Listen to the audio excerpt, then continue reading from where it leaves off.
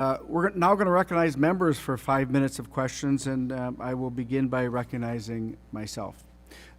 Deputy Director Ned, was there any engagement with the leadership of the Alaska North Slope communities, the Native corporations, or tribal leadership, the individuals who live in the region, before making a decision to revoke ANWR leases or lock up 13 million acres in the NPRA? Mr.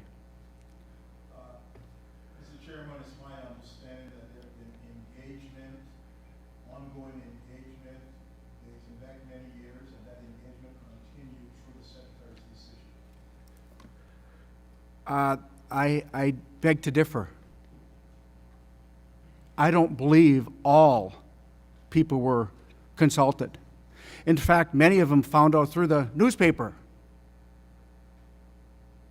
Through a newspaper when it affected their livelihood and their economy and their way of life. I respectfully, Mr. Ned, respectfully disagree with your answer.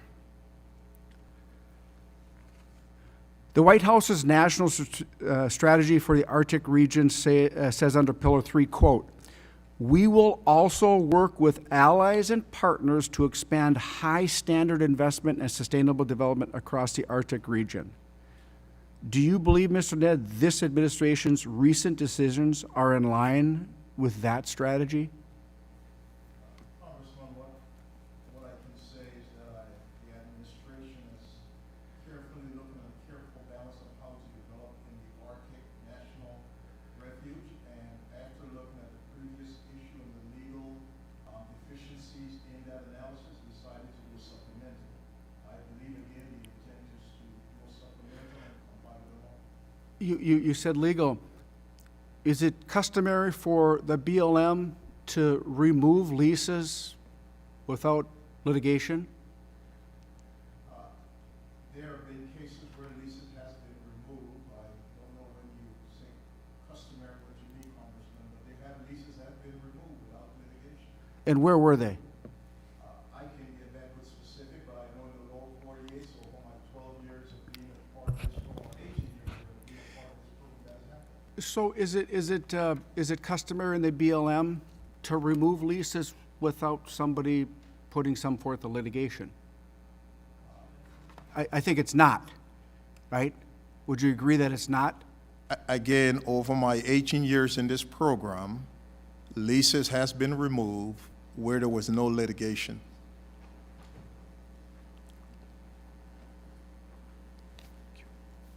Is it your personal opinion that the Bureau of Land Management agency officials did shoddy work in preparing the EIS for the ANWR leases? I am sorry, Congressman, can you repeat the question? I'm sorry.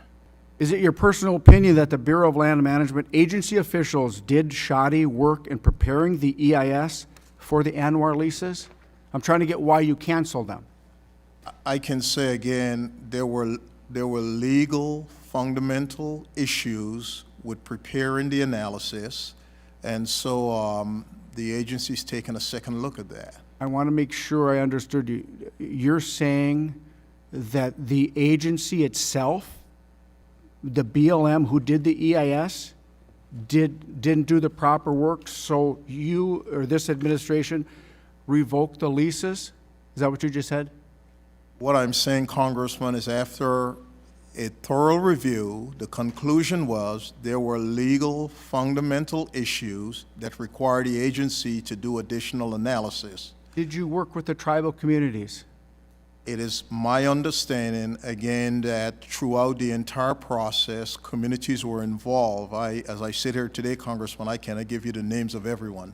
Sure. No, I understand that, Mr. Ned, but I will tell you, in the last 2 weeks since this disastrous decision, we've had people in our offices, our Native community in Alaska, they're not happy. I don't believe that you consulted with them because they told me you didn't. When a community finds out through a newspaper that their livelihood was taken away, I don't think that's the appropriate way to do consultation in a press release, letting them know. I would just say, Mr. Ned, I do appreciate you and all that you have done at the BLM. And I appreciate your testimony today, coming here and taking these questions. You are a professional.